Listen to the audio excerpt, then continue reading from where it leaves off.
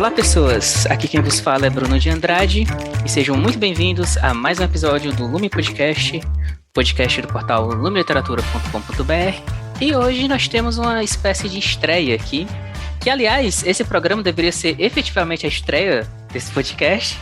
A gente já gravou isso aqui uma vez, mas deu tudo errado com os arquivos da gravação.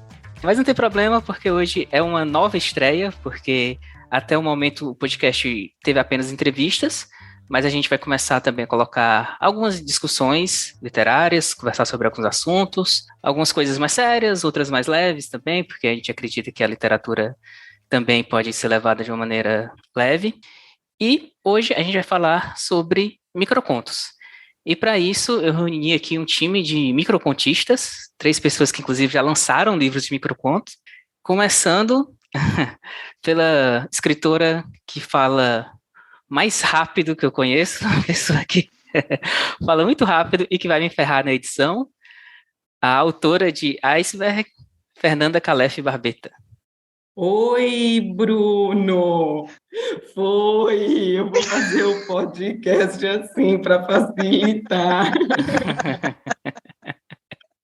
Também aqui a autora de Jogo de Impaciência, que as pessoas, por alguma razão, chamam de jogo da impaciência, isso me dá muito faniquito. Em todo lugar as pessoas erram. A especialista em sotaque fakes, inclusive a gente não sabe o que é que vai vir aí da voz dela, Gisele Fiorini Von. Oi, pessoal, vamos ver, vai ser metade do sotaque fake, metade com sotaque aqui da terrinha. Vamos ver o que sai aqui hoje. E, fechando nosso time, o escritor de nome mais difícil do Brasil, que não bastasse o nome dele ser difícil, o livro dele, eu tenho até que ter uma colinha, e eu acabei de perder a colinha, então vou chutar. Contos do Gregório, ou Pelo Direito de Acordar Metamorfoseado em um Inseto Monstruoso, volume 1, da Avenir Viganon. E aí, pessoal, pronto para o take 2. Pior que eu nem lembro o que a gente falou no take 1, vocês lembram? Eu não lembro. Não me lembro de nada. Se foi mentira, a gente fala a verdade agora ou mente outra coisa, ninguém vai nem saber, né? Verdade. Então vamos lá. Quando estou fazendo a entrevista, eu começo o podcast perguntando quais foram as obras que fizeram a pessoa se apaixonar pela leitura, né? Mas aqui é um podcast temático, então eu vou fazer diferente. Eu quero saber qual foi a primeira vez que vocês tiveram contato com microcontos. E aí é a hora que vocês falam alguma coisa. Se você chamar a pessoa que você quer que fale, para ficar organizadinho o time aqui. Vai em ordem alfabética, começa então, Davi. Tá bom. Eu comecei a ter contato com microcontos através de um concurso de microcontos, que o Escambau, que é um grupo que tinha no Facebook, nem sei se tem lá, porque eu já não participo tanto, lançaram um concurso de microcontos com desafios diários, né? Eu entrei em contato assim, né, com desafios diários que davam uma palavra e aí tu fazia o microconto de acordo com aquela palavra usando 300 caracteres, né? E aprendi ali, meio que aprendi fazendo todo dia, treinando todo dia e ainda estou aprendendo. Então, por coincidência ou não, foi também nesse mesmo grupo da Avenir que eu comecei. Isso foi 2019. Assim, o primeiro contato, Bruno, na verdade, eu não sei por que a gente nasce ouvindo o Ventes e Sapatos de Bebê Nunca Usados, né? Eu não sei, quando você fala em microconto, todo mundo sabe desse microconto. Eu não sei quando eu soube, mas foi o primeiro que eu falei, nossa, que interessante isso, né? Uma coisa tão pequenininha, você pode pensar tanta coisa a partir disso. Mas que eu comecei realmente a tentar escrever, a ler e a tentar escrever e a me envolver realmente com o mundo do microconto, foi também nesse grupo, o Escambau, e também nesses concursos, e depois desses concursos a gente vai conhecendo, né, no Facebook a gente vê as pessoas daquele grupo que são do outro grupo, e aí convidam e você vai participando. E aí eu fui para a página da Fátima Florentino, e aí eu me apaixonei, né, então também estou como da Avenir, aprendendo, né, a gente nunca para de aprender. Então, a primeira vez que eu vi, eu acho que deve fazer, sei lá, uns 15 anos, assim, foi numa notícia aquelas assim sugeridas na internet, e era do Twitter. E aí eu lembro que eu vi nos Estados Unidos, assim, e era o vencedor de microcontos no Twitter, tinha um limite de caracteres no Twitter, não lembro quanto era, 140, alguma coisa assim, né?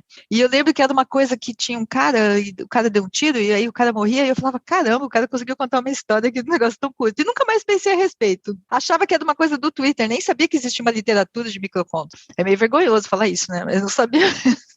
E aí, em 2020, lá no Facebook, né, eu comecei a reparar, algumas pessoas colocavam hashtag ali, Fátima Florentino, e aí eu via que tinha uma palavra e tinha um microconto, e comecei a ver que no mesmo dia várias pessoas faziam com aquela palavra. Eu lembro até hoje que era pudim que me chamou atenção, tinha vários microcontos. Inclusive, o que mais me chamou atenção, eu lembro que foi da Yolandinha Pinheiro, que é a nossa colega no Coletivo As Contistas. E eu falei, que legal, isso aí eu comecei a prestar atenção e ver que todo dia era uma palavra diferente, era um microconto ali curtinho, muito interessante, geralmente. E aí eu fui atrás, entrei para o grupo Fátima Florentino e foi lá que eu comecei a escrever. E no fim, o livro que eu publiquei, praticamente todos os microcontos, não, todos não, mas a grande maioria ali, veio dessa prática do grupo. Foi bem interessante mesmo. Foi o primeiro contato realmente real com essa literatura de microcontos. A Fernanda falou do micro do Vende-se Sapatos, né? E o outro micro, eu acho mais conhecido, é o do dinossauro, né? Também, é. Então, vamos logo tirar o dinossauro da sala e falar de algo que, né, não tem como não falar, que existe, por parte de muita gente, uma resistência ou até um preconceito mesmo contra narrativas mais curtas. E fazendo aqui até um meia-culpa, a primeira vez que eu tive contato com microcontos, assim como a Gisele, foi no Twitter, isso há, sei lá, 10 anos atrás.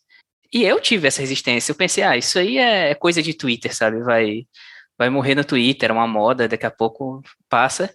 E eu tava muito errado. E aí depois eu fui conversando recentemente também, vendo esses contos dessa mesma página que vocês falaram, da Fátima Florentino. Eu não participo, não produzo, mas eu comecei a ver, comecei a ler, comecei a me interessar, comecei a ver que é algo que se adapta muito bem aos dias de hoje e que é um desafio. Inclusive, quando eu fui tentar fazer isso, eu fracassei miseravelmente. Então, eu queria que vocês falassem, assim, como vocês veem essa resistência? Isso gera algum incômodo? Vocês tiveram alguma experiência ruim com isso? Ou vocês só passam por cima? Olha, eu basicamente passo por cima, porque quem lê e acompanha, e com o tempo tu vai vendo, o próprio microconto, acho que ele já se prova já, né? Porque quando a gente lê assim, e para e fica pensando, porque é uma coisa que às vezes a pessoa acha que não... Acho que o maior preconceito não é nem com relação à qualidade, assim. É com relação a pessoa achar que não dá trabalho. Achar que é só dar uma tirada na cabeça, assim. Não, a gente pega aquele microconto, tem a ideia, e aí geralmente ela fica grande, e aí a gente enxuga, vai fazendo um trabalho de enxugar. A gente passa mais tempo, pelo menos não sei quanto a vocês, né, gurias, mas da minha parte, assim, vem a ideia, aí eu escrevo um pouco e ela fica maior, e aí eu passo a maior parte do tempo arrumando, às vezes trocando palavras. Lapidando, né? Lapidando, isso mesmo, lapidando, escolhendo cada palavra, porque no microconto cada palavra é muito importante, né? Uhum. E até a gente tomar essas decisões é muito mais rápido do que escrever os 300 caracteres, né? Às vezes viram uns 500, 600, e aí a gente vai diminuindo até chegar no ideal, né? Então acho que o maior preconceito com o microconto não é nem em relação se ele é bom ou não, porque ele é curtinho, tu lê, tu já sabe se ele te agrada ou ele não te agrada. Mas é achar que aquilo não demanda esforço, né? Não demanda trabalho do escritor. Na verdade, eu acho que esse preconceito é mais de quem escreve do que de quem lê, né? Verdade. Porque quando você coloca um textinho curto numa rede social, ele é muito bem recebido, porque ele é muito rapidamente lido, né? Ele é muito facilmente lido e a pessoa gosta de ter um dropzinho, vamos dizer assim, né? Ela chega lá, lê aquela coisa rapidinha, aquilo já dá uma reação, ou de alegria, ou de tristeza, ou de reflexão, qualquer coisa.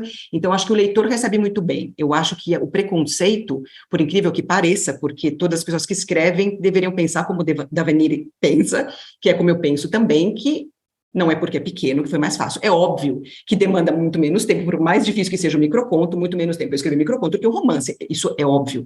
Agora, Não dá também para a gente classificar como bom ou ruim pelo tamanho, porque não é a quantidade, mas é a qualidade. Mas eu percebo isso dos escritores, que tem aquela coisa assim, né? O livro mais valorizado, o prêmio bom mesmo é quando você ganha um prêmio de romance. Depois, se você ganhar um de contos, depois um de crônicas, depois um de poesia, depois um de microconto. Então, quer dizer, o tamanho, a valorização é pelo tamanho de palavras. E não necessariamente porque é pequeno, ele é realmente fácil de escrever, concordo completamente com o que a Avenir falou. Não sei se o Bruno depois vai fazer essa pergunta sobre como que a gente faz para escrever e tal, como que a gente pensa, mas exatamente, tem microconto que às vezes são 2 linhas e você ficou um dia pensando naquele microconto, você lava a louça pensando no microconto, você toma banho pensando no microconto, você faz tudo, chega lá, já é 11 horas da noite, eu vou pôr no microconto hoje, aí sai. Então, mas existe esse preconceito, mas eu acho que, por incrível que pareça, mais da nossa classe mesmo, né, do pessoal que escreve, do que do pessoal, como se tivesse assim, eu demorei tanto para escrever um romance, agora você vem com esse microcontinho aí que agrada a galera, né? Então parece que tem um certo preconceito também. E é interessante você falar isso, porque a gente fica num limbo em que não podemos nem colocar nosso livro em concurso nenhum, porque não tem, né? Nem tem. Tipo, tem concurso para livro de contos, tem para romance, tem para livro de crônica, mas não tem para microcontos. Você vai colocar lá junto com um livro de contos de 200 páginas? Não vai. Então, a gente fica no limbo, assim, realmente, porque não tem muita penetração no mercado, vamos dizer assim, né? Mas é legal porque as pessoas curtem, então a gente tem um retorno bom do leitor, né? Mas dentro da comunidade da escrita, realmente a gente está num limbo literário, é interessante. Né? E eu acho engraçado porque quando a gente fala de poesia, como vocês citaram, existem os haikais, né? Que são super curtinhos e ninguém questiona, né? Ninguém reclama de nada.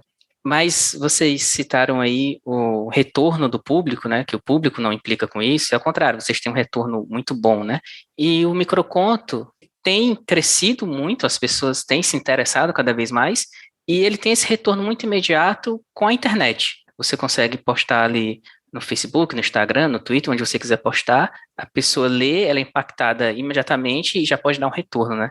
Vocês acham que as redes sociais beneficiam o microconto e vocês, como microcontistas, se beneficiam das redes sociais também? Bem, acho que o leitor se beneficia mais dos microcontos do que o autor, porque eu acho que para o autor a batalha é a mesma, né? Para ser conhecido, para poder levar a obra, assim, eu não acho que o microconto ele facilite muito, mas o leitor com certeza se beneficia, porque é muito mais rápido mesmo ler. Tem tudo a ver com como as redes sociais estão hoje, né? Tu lê o microconto no story, tu lê o microconto numa postagem no Facebook, tu lê no Twitter, ainda mais agora que o Twitter aumentou aquela quantidade de caracteres, né?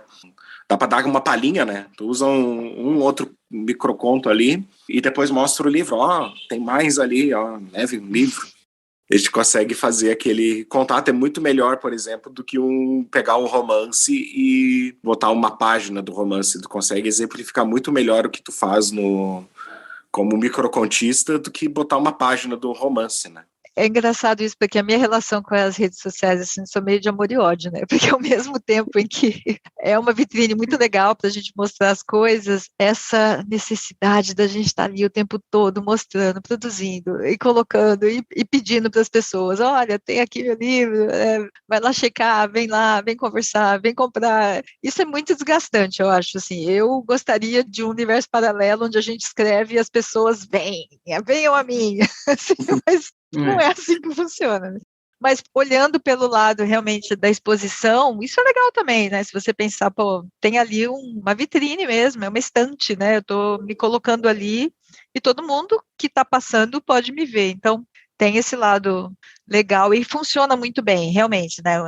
Eu acho que o Instagram, em especial, assim, você consegue fazer uma artezinha, tal, colocar ele ali, né? E ele pode chamar atenção, e realmente, às vezes, né, eu fiz venda do meu livro de micros juntamente com a Fernanda, e a gente teve um retorno muito legal de gente que a gente não tem a menor ideia de onde veio, né, Fernanda? Assim, é isso mesmo. As pessoas vinham e queriam comprar o livro, e eu falava, é do teu círculo de amizades? Não é do meu também. Então, realmente, a gente consegue atingir pessoas que a gente nem imagina, né, isso é bem legal. Realmente é um ponto positivo, com certeza. Seria bom a gente viver num universo paralelo que as redes sociais entregam o que a gente posta para os nossos seguidores. Já tava bom. É isso que falta, é verdade, Bruno. E piorou muito, né? Não sei se vocês perceberam, mas piorou umas muito. 3 Instagram, semanas para cá, tá terrível, assim, não mostrando mais nada para ninguém, né? Tá terrível. Eu acho que é um ganha-ganha. Eu, sinceramente, eu também não tenho muita paciência, não sou aquela pessoa que realmente adora as redes sociais, mas eu acho que é o único caminho. Para mim, é o único caminho. Então, ele conecta, né? Ele realmente conecta os escritores com os leitores. Os leitores ganham, logicamente, quem gosta de ler aquilo, quem não gosta também não leia, né? Óbvio. Então, ele traz conteúdo para o leitor que tem interesse em ler aquilo, e ele abre o caminho para nós. É isso que a Gi falou, de virem pessoas, por exemplo, no começo, né? Quando a gente escreve alguma coisa a gente não postou muita coisa, a gente não mostrou nosso trabalho. No começo, o que acontece? Quem que vai ler? É a mãe, é o pai, são os irmãos, são os primos, né? Os primeiros livros quem compra? São essas pessoas, meio que por dó, né? Ai, a Fernanda tá vendendo um livro, coitada, vamos lá comprar. Só que a intenção nossa, a gente agradece muito essas pessoas, mas é verdade, Bruno, a gente agradece muito essas pessoas. Nossa, se não fosse essas pessoas, a gente pararia naquele momento, porque se ninguém comprar, você não continua. Né? A Fernanda ainda tem essa vantagem, eu nem isso. Tenho mesmo, família maravilhosa que me apoia. Então, se essas pessoas não comprassem, então eu acho que tá certo, comece daí, é o primeiro passo, né? Elas, sabendo ou não se você escreve bem ou não, elas compram por um outro motivo. Só que aí depois a sua intenção quando você escreve é que as pessoas comprem porque gostam do que você escreve. E como elas vão saber se elas gostam do que você escreve? Você tem que colocar conteúdo. Então tem amigas minhas às vezes que falam assim, eu não ponho, vou ficar pondo coisa de graça, eu não vou ficar pondo coisa lá para que... Gente, se você não colocar, a pessoa não vai comprar. Por que vai comprar um livro? Fernanda Calef Barbeta, quem é essa? É óbvio que ela só vai comprar se ela lê minhas coisas. Então, eu percebi, felizmente, que depois de 3 anos colocando microcontos e tendo, às vezes, 10 likes, às vezes 30, dependendo, às vezes 100, 150, quando eu lancei o livro de microcontos, aconteceu o que a Gi falou.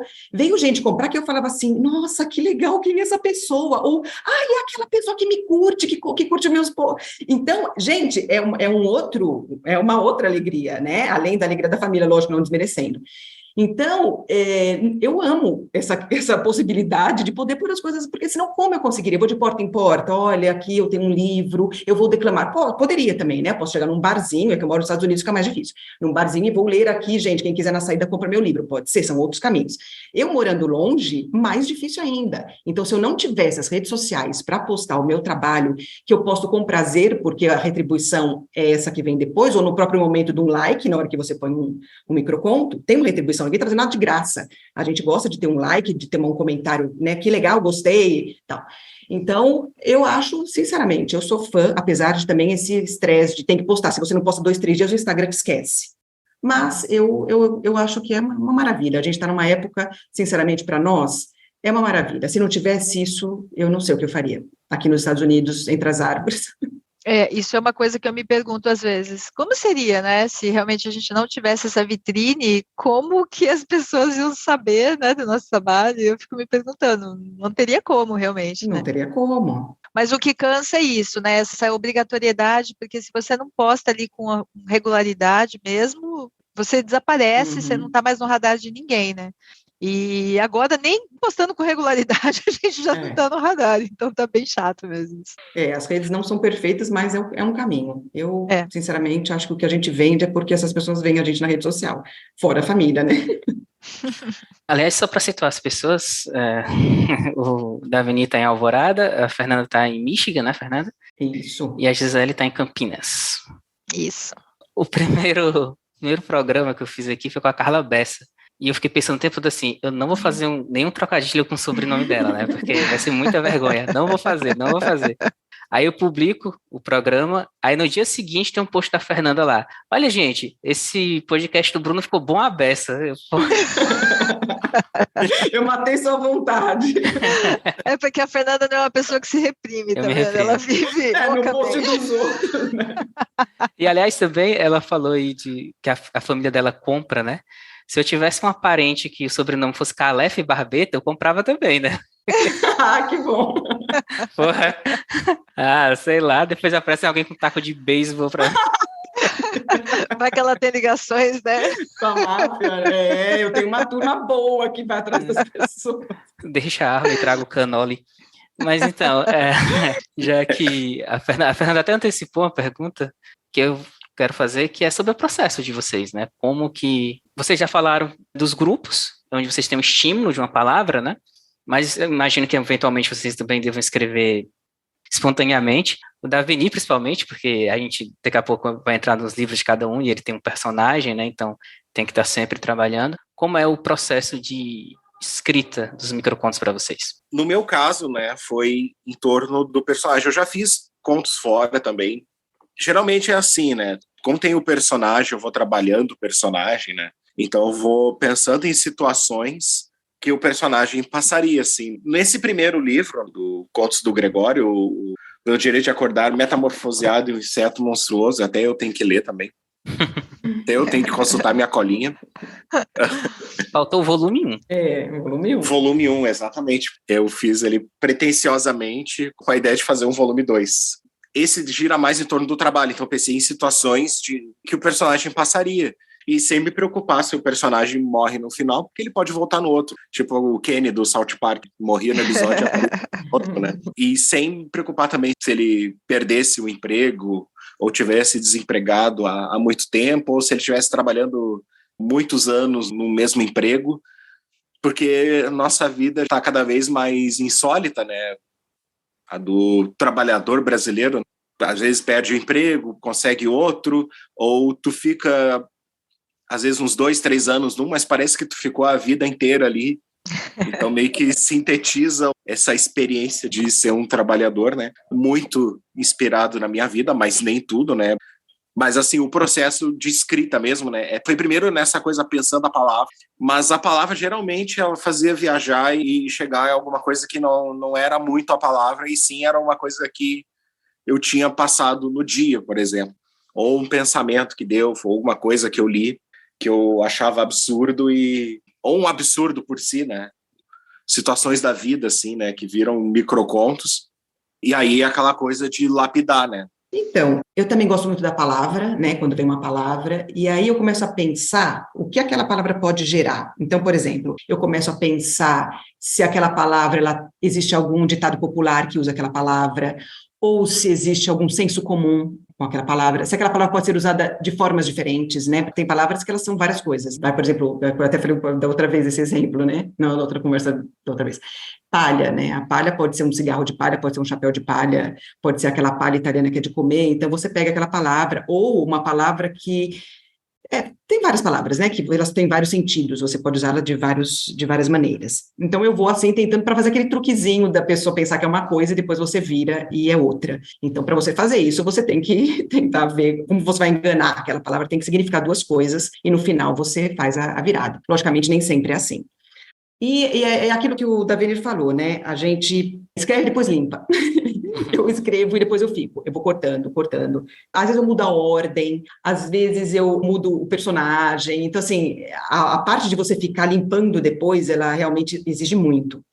Então, eu faço esse trabalho mental de cortar, e é interessante que é naquele momento que você está escrevendo microconto, você fica com o pensamento, eu pelo menos, eu fico com o pensamento de cortar, porque eu percebo que às vezes eu escrevo um conto, e eu mostro muito os meus contos para a Gisele e para o Bruno, e eles às vezes vêm e falam assim, essa palavra aqui não precisava, o Bruno fala assim, quanto eu? Por que você está usando tanto eu?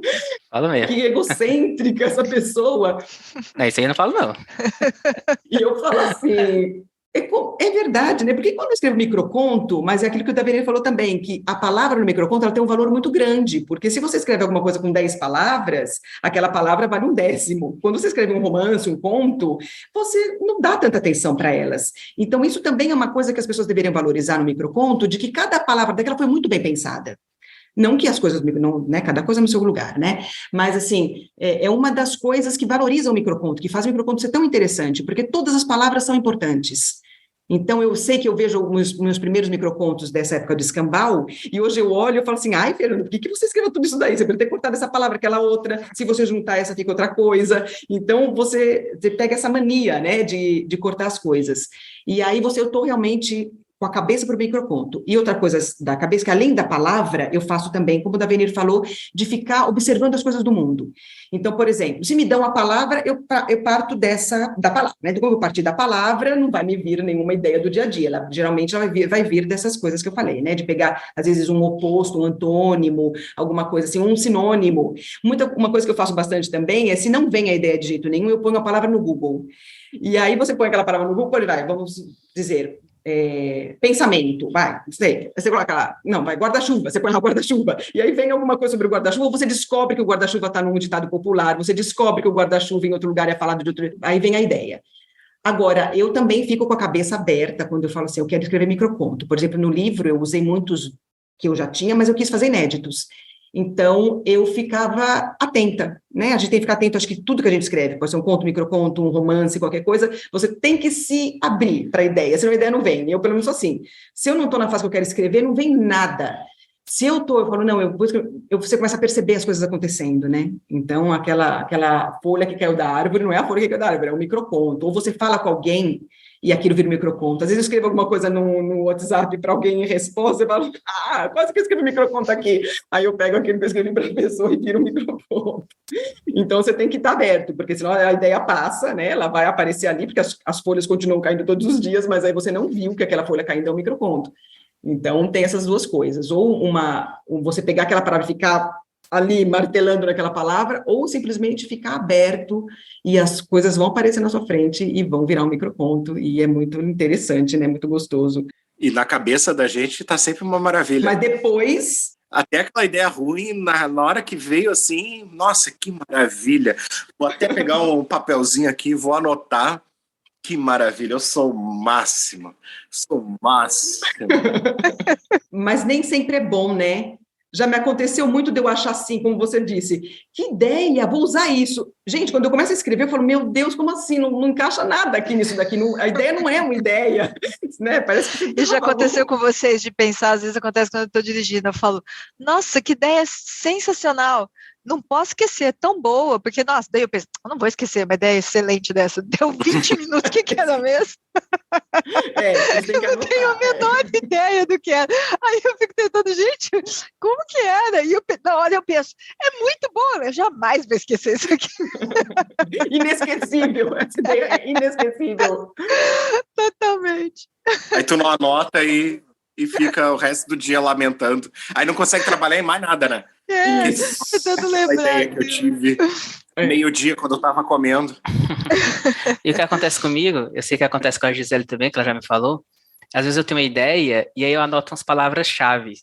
Aí depois, no dia seguinte, eu acordo, aí tem assim, disco voador, plus e suco de laranja. Eu falei, o que eu queria dizer com isso? Sabe? E na minha cabeça, aquelas palavras eram tão específicas que, não, só precisa anotar essas 3 palavras que a ideia tá perfeita.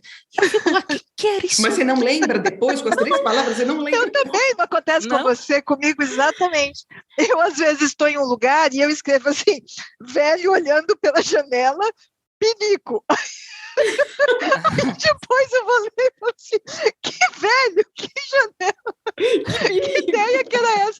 E é bizarro, porque na hora que eu escrevo, é um negócio tão fechadinho que é maravilhoso, mas depois eu não tenho a menor ideia do que aquelas coisas queriam dizer, muito louco. Eu já fiz isso até com áudio, sabe? Eu gravar, assim, tipo, umas 3 frases, que seriam frases-chave também. Nossa. Aí depois eu fico me ouvindo, cara, eu tava possuído, porque essas 3 frases não tem nenhuma relação uma com a outra.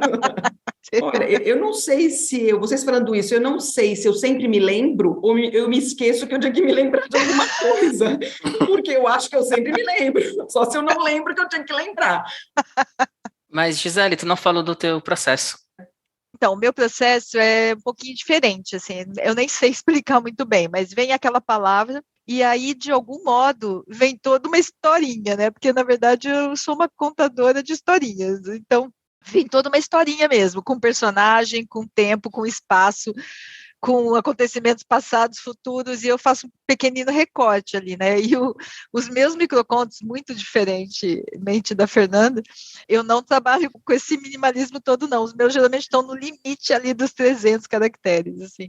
E eu fico também nesse retrabalho, né? Nessa reescrita. Nossa, isso aí às vezes levo horas fazendo aquilo, horas. E é interessante também porque eu acho que ser microcontista me tornou uma contista melhor, inclusive, porque eu passei a ver as palavras de um outro jeito, as frases, as orações.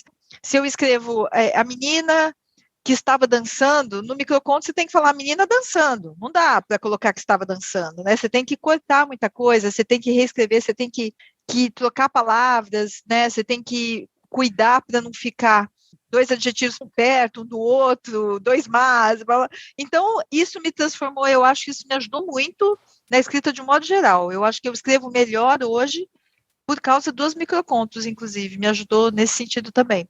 E é um processo muito interessante mesmo, adoro, sou fã. Gisele, tu tá falando aí do teu processo, né? Mas tu tem uma especialidade que são os micro safadinhos, né? Isso é uma grande calúnia, fica aqui registrada a minha indignação com essa acusação. Não, é verdade. Ele não ia deixar, né, Gi? Ele não ia deixar de falar. Não ia, tem né? os Sabia micro que ia vir safadinhos. uma bomba por aí. Como é o teu processo? É a microputaria soft. Ela vai fazer um microconto hot, um livrinho de microcontos hot. Eu não faço isso, isso é uma calúnia. Comprem o jogo de impaciência para saber se tem ou se não tem. Jogo de impaciência, versão para maiores. Isso. Ô, Gisele, eu vou te dar uma palavra, é CEO. CEO. Isso, CEO no elevador. Palavras para você pesquisar de elevador, CEO. Mas agora, entrando nos livros de vocês especificamente, primeiro com o Daveni. Daveni, o teu livro é uma referência ao personagem do Kafka, ao Gregor Samsa. Como tu já antecipou, tem 2 características, né? Esse primeiro volume trata muito do trabalho, né? Aliás, uma curiosidade, eu sei que tu gosta de ficção científica, não sei se tu assistiu Ruptura. Assisti. Me lembrou muito do Gregório, né? A série. Tem essa coisa do trabalho, são micros fantásticos, o que coloca uma camada a mais de dificuldade, assim. Eu já tentei escrever, eu estava num desafio literário desses e fui escrever micros fantásticos, e é muito difícil, porque você não tem espaço para estabelecer o cenário, né? Então você faz uma frase ali para estabelecer aquele cenário, quando você vai fazer a segunda frase, já acabou, assim. Então é muito difícil. E além disso, como tu falou, tem essa coisa meio cartoon, né? Então, os micros, eles não têm uma sequência causal. No micro, o Gregório pode morrer até, ou pode ser demitido, ou pode estar em um lugar, e aí no micro seguinte ele está em outro. É como uma coisa meio desenho animado, né? São completamente independentes, embora seja sempre o mesmo personagem. Então, eu queria que tu falasse da criação desse personagem e dos desafios de escrever histórias fantásticas, como é que tu conduz o Gregório aí para essas aventuras. Tem essa coisa do fantástico, né, que fica realmente difícil de fazer, de ensinar, mas aí eu uso uma trapaça, né, eu acho que é até uma trapaça com relação a, por exemplo, a forma como as gurias escrevem, que é usar o mesmo personagem, né, então tu lê um personagem, lê no início, eu coloquei os primeiros, pelo menos os primeiros contos, eles são mais, acho que eles ajudam mais, eles estão ali de propósito ali, né, para orientar mais o leitor o que vai seguir. Que tu já leu nos anteriores, então tu já sabe que tu vai encontrar o Gregório em alguma situação. Eu trapacei um pouco nisso aí, é só fazer um parênteses, né? Eu acho que o Ruptura deve ter se baseado, né? Porque o Ruptura saiu esse ano, né? E o meu livro saiu um ano antes. Se baseou no seu livro, é isso mesmo. Cabe um processo por plágio aí, hein? Ó. Só uma menção para mim já tá ok, né? Só precisa admitir se publicar. Vamos fazer o podcast chegar no Ben Stiller. Chegar nele. Acho que ele leu a versão, porque tá na Amazon, ele deve ter lido. Né? Mas voltando ao livro, assim, o personagem ele surgiu já no próprio Escambau mesmo. Ele é uma angústia minha, né? Então essa angústia, ela acabou se repetindo, não importava a palavra que entrava. O tema girou em torno do trabalho, não é à toa, né? É baseado numa época que eu estava num emprego, assim, não muito agradável, digamos assim, né? E o Gregório acabou surgindo e eu acabei repetindo sempre o nome.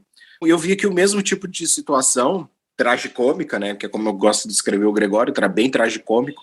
Às vezes mais trágico, às vezes mais cômico, mas sempre com um pouquinho de cada um. E aí eu vi assim, não, tem um personagem aqui, então vou repetir ele. Porque eu gostei, né? Quem disse que aquele personagem tinha que acabar ali? E com relação à ideia do Gregório ser uma paródia do Metamorfose, né? É porque esse é número 1, né? O livro melhor para mim da minha vida é o Metamorfose. É um livro que eu já li, reli várias vezes. Adoro o estilo do Kafka, né? Estilo seco, né?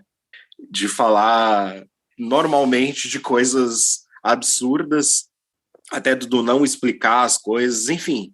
Então eu pensei assim que o personagem brasileiro, ele, mesmo que ele virasse no inseto, ele ia ter que, vai trabalhar, tem que correr atrás, assim, não tem, virou um inseto, grande coisa, vai lá trabalhar, não tem o que fazer. Aí o que ele faz é as coisas que ele vive no serviço, né? E aí acabou toda essa angústia, assim, não só minha também, mas refletir também os absurdos que a gente vê por aí, acabou dessa indignação nasceu o Gregório, né? Foi basicamente isso.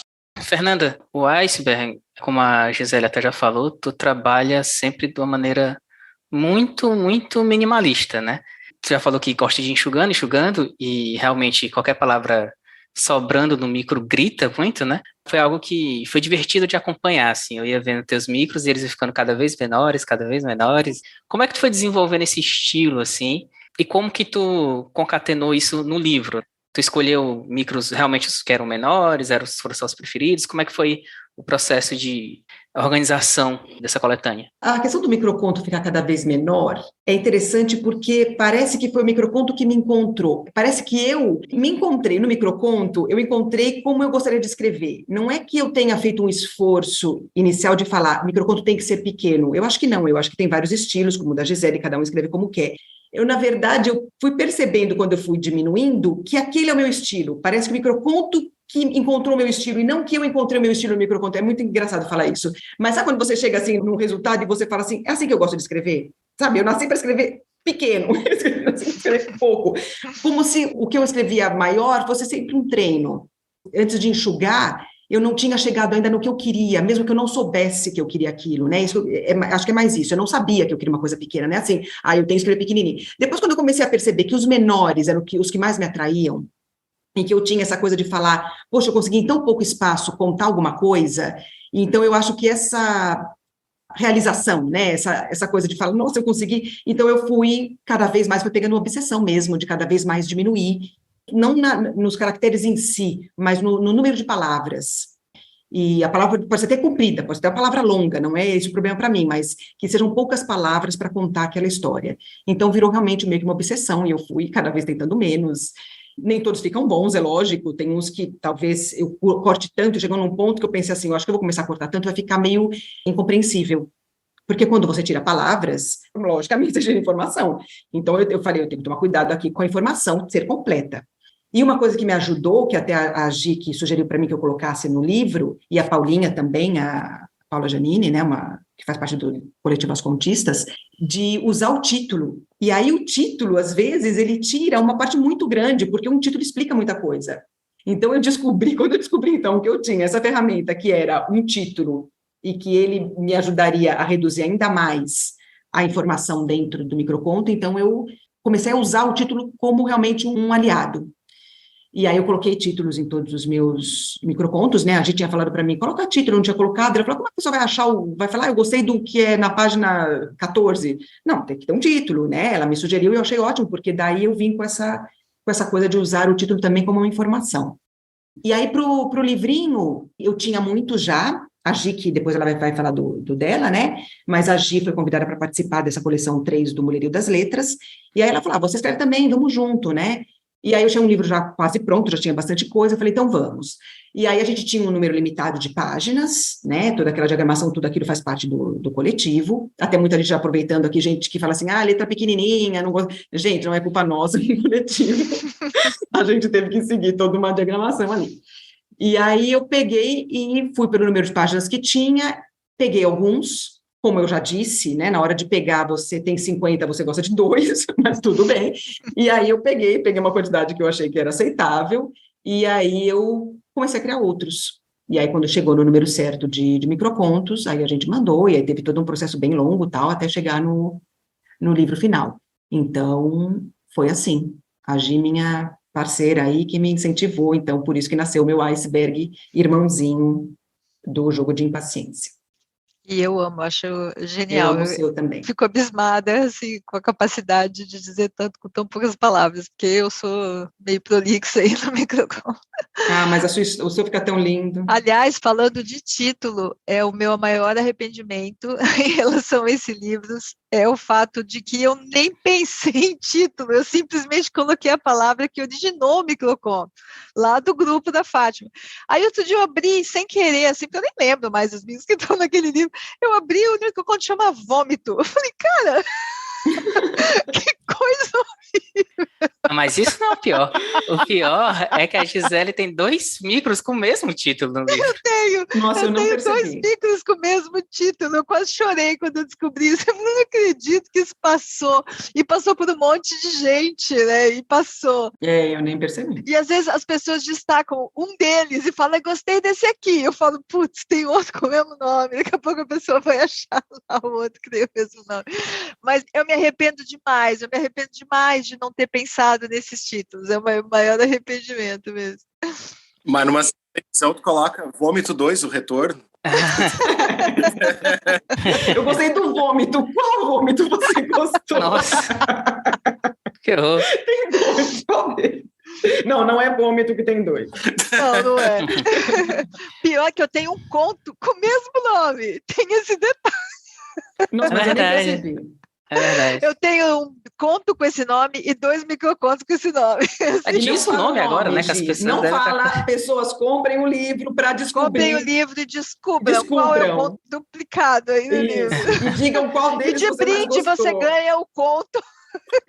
Ganha o conto. Se você achar em menos de 3 segundos, você ganha o conto. Que vergonha. Mas eu quero dizer que o pior do livro da Gisele é que o nome dela tá errado. Porque o nome dela... Você tinha que falar, né, Bruno? Ele não vai perder a... Eu tenho que falar disso. O nome da Gisele tem um acento grave no primeiro E, como se fosse uma crase ali no Gisele. Não tem, não. Tem, porque ele é chique. Tem essa crase. Você tem que respeitar a vontade do seu pai que colocou essa crase. Ela quer esconder. Isso é um absurdo. Tem que imprimir tudo de novo. Eu sofri muito bullying na infância por causa desse acento. Vocês não sabem. As pessoas me zoavam por causa desse acento esquisito. E aí, quando eu fui tirar minha carteira de identidade, que eu vi que a pessoa comeu bola e não colocou, eu falei, estou livre. Nunca mais ninguém vai ver esse acento esquisito. Mas na postagem desse podcast estará a Gisele com acento. Então, mas antes de eu passar pelo livro da Gisele, eu quero emendar uma pergunta para ti, Fernanda. Porque tu falou aí que o micro te encontrou e tu descobriu tua narrativa dessa maneira, né? E tu, recentemente agora, concluiu teu romance, que vai sair aí em breve. Inclusive, quando sair, você já está convidada para vir aqui falar sobre ele na entrevista. E eu li o romance já, e eu sei que ele foi influenciado também. A Fernanda romancista foi influenciada pela Fernanda microcontista. Então eu queria que tu falasse, assim, já que tu encontrou a tua narrativa, como tu diz, né, escrevendo pequeno, como foi fazer isso num romance, né? E como que o microconto invadiu essa narrativa longa? É isso aí, Bruno. Primeiro, né, logicamente você leu, porque você é meu leitor crítico, maravilhoso leitor crítico, Bruno. A Gi também já leu, porque ela é a minha revisora, maravilhosa revisora também. E é muito interessante quando as pessoas falam assim, nossa, o seu romance... Eu pergunto do romance, eu falo assim, é um romance escrito diferente, já vou explicando, né?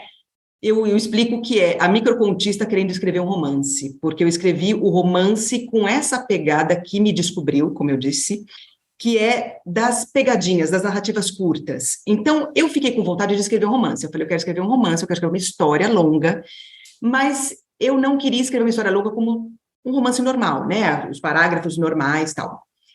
Eu tenho um pensamento de microcontista, então as frases são curtas, então uma frase curta leva a uma outra, no estilo do microconto, né? Então eu comecei a escrever, e sem dar muito spoiler, esse meu livro, ele é uma jovem contando em tópicos. Então, ela fala que a psicóloga pediu para ela contar a história dela, que se ela conta, a vida passa a fazer sentido, então ela realmente conta. Então, ela fala aconteceu tal coisa. No 2, ela pode fazer uma tiradinha do 1.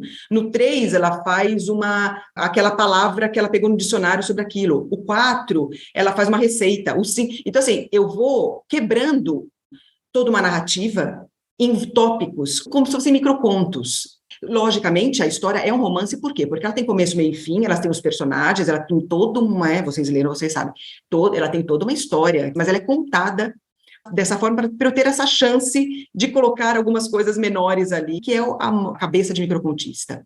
Então, é um livro que algumas pessoas vão dizer isso não é um romance, algumas pessoas vão falar, mas essa mulher é louca, o que ela está escrevendo? Essa guria é louca, o que ela está escrevendo com 1, 2, 3, 4, 5, mas foi como eu consegui escrever, que é essa questão da microcontista querendo escrever um romance. E foi muito gostoso escrever. Eu falo assim, se ninguém mais lê, se não acontecer nada com esse livro, só o processo, que eu escrevi o que eu queria. Eu falei, quer saber, vai ficar uma coisa meio estranha, gostem, não gostem, eu vou escrever o que eu estou com vontade. E aí eu fui escrevendo o que foi vindo e ficou isso daí, que vocês vão ver em breve. E eu preciso interromper para dizer que é sensacional, e é daqueles livros que você pensa, por que eu não tive essa ideia antes dela? É aquele livro que dá inveja, não, puta ideia boa, por que eu não tive essa ideia? Muito sensacional, todo mundo vai amar esse livro. E eu fui interromper a interrupção e dizer que eu já tô louco para ler. Ah, que bom. Você vai adorar, cara. E vale dizer, ela falou das tiradas e tudo, é um livro que tem humor, mas não é um livro de humor, assim, é uma história... A história é pesada. A história é pesada, mas tem muito esse humor da narradora, né? Muito sutil, isso. muito bom. Agora, Gisele, além dos teus micro safadinhos, uma coisa que marca a Gisele, para quem acompanha, é justamente a versatilidade, né? Ela já lançou uma série de livros de crônicas e relatos biográficos que chama Alles Gut, são 4 livros, tratando a vida dela na Alemanha, as loucuras que ela passou por lá. Aliás, a Gisele tem também um podcast que chama Fora da Casinha, que fala sobre a vida expatriada. Ela conversa com pessoas, com brasileiros que moram fora ou com estrangeiros que moram aqui, contando de perrengues.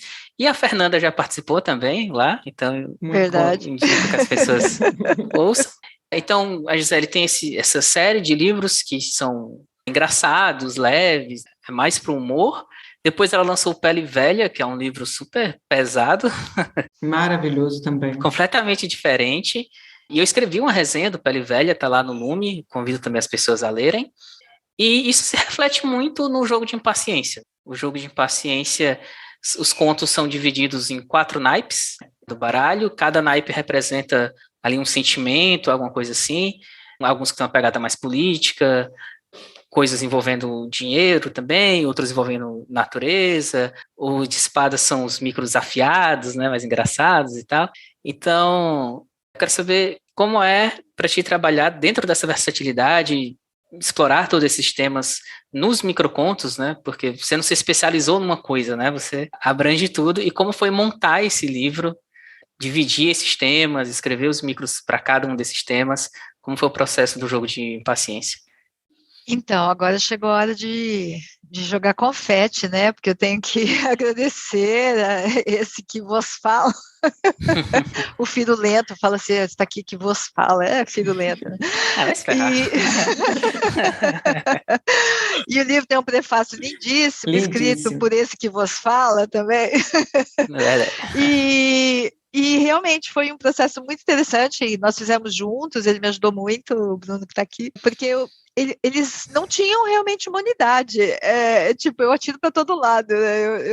Eu falo que um dia eu li sobre a importância de um escritor criar a persona do escritor, né? Aquela pessoa que, quando o leitor vai te procurar, ele já sabe que ele vai ter de você. Eu sou aquela sensível, eu sou aquela que fala assim, sei lá, eu sou aquela que é engraçadona, que é esculachada, e eu não consigo, porque eu sou tudo isso e ao mesmo tempo agora, né? Então não dá, tem hora que a gente é humor quinta série, tem hora que a gente tá tristinho, melancólico, enfim, ou mais indignado. Então são tantas assim facetas que acaba saindo de tudo, e realmente não tinha uma unidade. Aí, conversando com o Bruno, a gente estava trabalhando juntos no livro, ele falou, precisa ter algum tipo de unidade aqui, para não ficar uma coisa muito solta. E daí nós tivemos essa ideia, nós pensamos em várias coisas, 4 estações, né, Bruno? 4 estações, elementos, fogo, terra, né, água, tal, até que a gente chegou nessa ideia das cartas do baralho, e aí veio esse nome também que trabalha, né, faz esse trocadilho com o jogo de paciência, trabalhando com essa ideia da impaciência, por isso que tem o subtítulo, né, Contos para quem tem pressa, que meio que domina a nossa vida hoje, né, que a gente não tem muita paciência mais para ler coisa muito longa, ou coisa que demanda muito tempo ali, né, da gente, então são esses continhos, né, eu digo assim, essas historinhas aqui para quem tem pressa, então dá para você ler ali. E foi um processo bem legal, eu fiquei muito contente assim com o resultado, achei que criou uma unidade ali, então quando você entra naquele naipe, eles têm uma pegada, eles conversam entre si, aí você entra no outro, eles também conversam entre si, então foi um processo realmente muito interessante, e eu tenho que dar o braço a torcer, que foi ideia do nosso amigo aí. Mais ou menos, algumas coisas.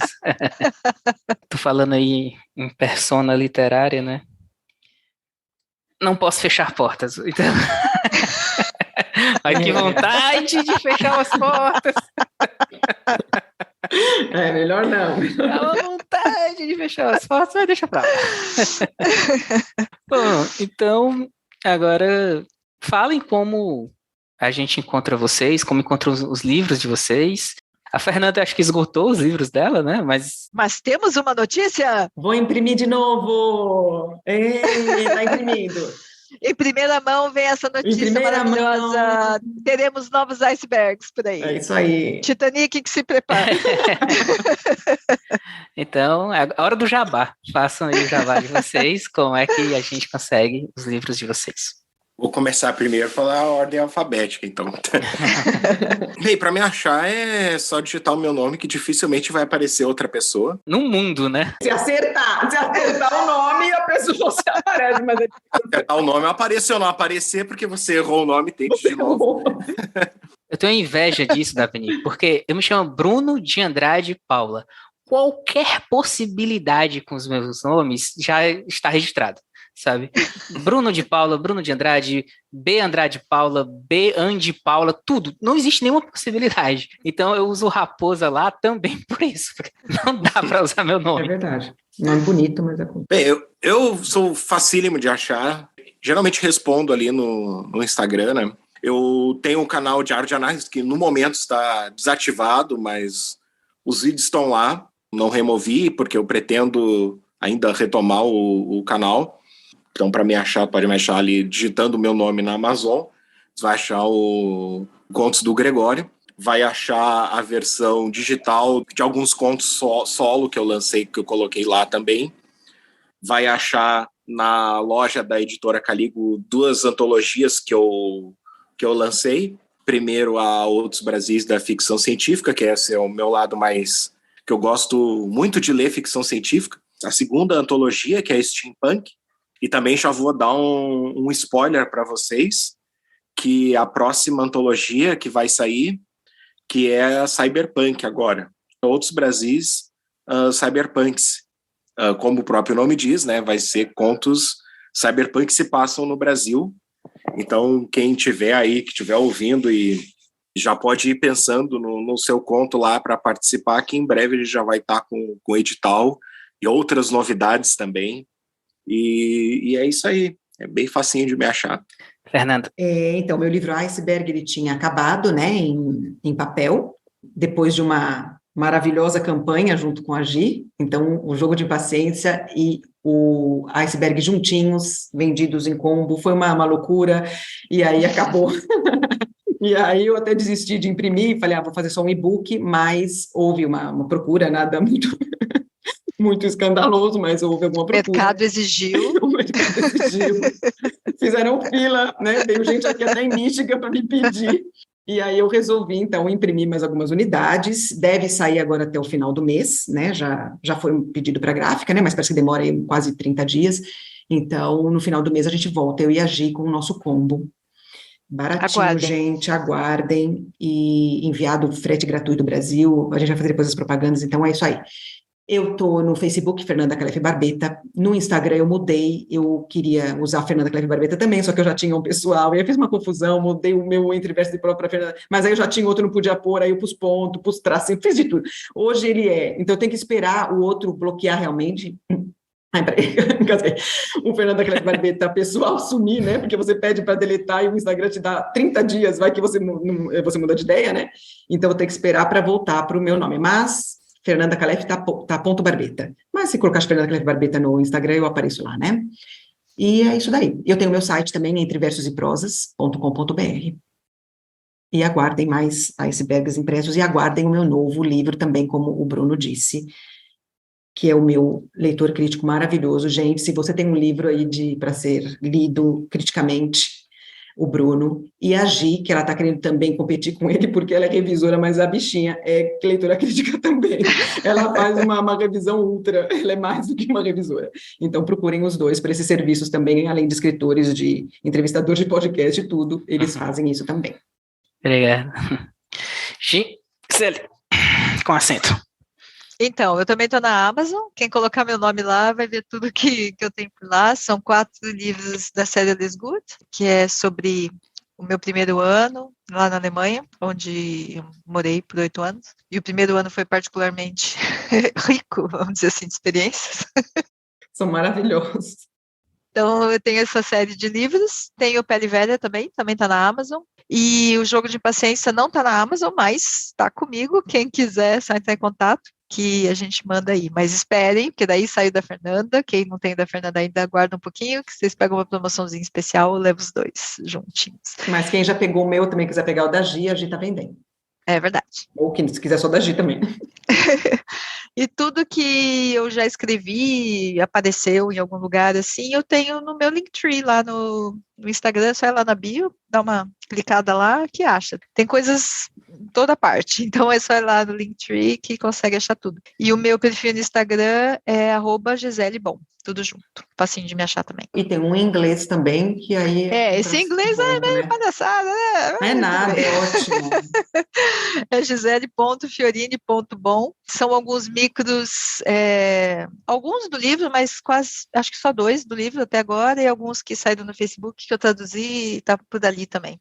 A minha ideia é colocar alguns poemas em inglês, algumas crônicas, assim, para atingir essas pessoas que não têm a sorte de falar português, né, coitados. Tadinhos, é verdade. Essa língua nossa tão linda, né, e aí, poxa, esses pobres coitados aí, eles precisam também ter alguma coisa para ler.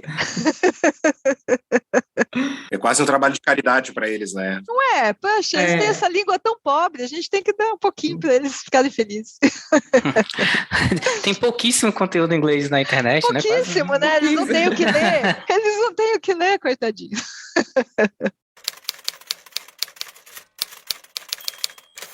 Bom, gente, obrigado pela presença de vocês. Quero muito que vocês voltem em breve, lançando livros, fazendo coisas, conversando aqui também sobre outros assuntos. Esse podcast está entrando no ar numa segunda-feira. Eu vou fazer essa maluquice de começar a colocar 2 podcasts por semana. Quinta-feira tem entrevista, segunda-feira tem outro assunto. Eu não estou dando conta de editar nenhum, mas eu vou lá passar para 2. Ao mesmo tempo em que ele administra os desafios literários do Clube do Conto Lume. Ou seja, a pessoa é ambiciosa demais, né? Então, muito obrigado e até a próxima. Obrigada, gente. Obrigada, Bruno, pelo convite, maravilhoso. Obrigado, até a próxima. Tchau, pessoal. Valeu.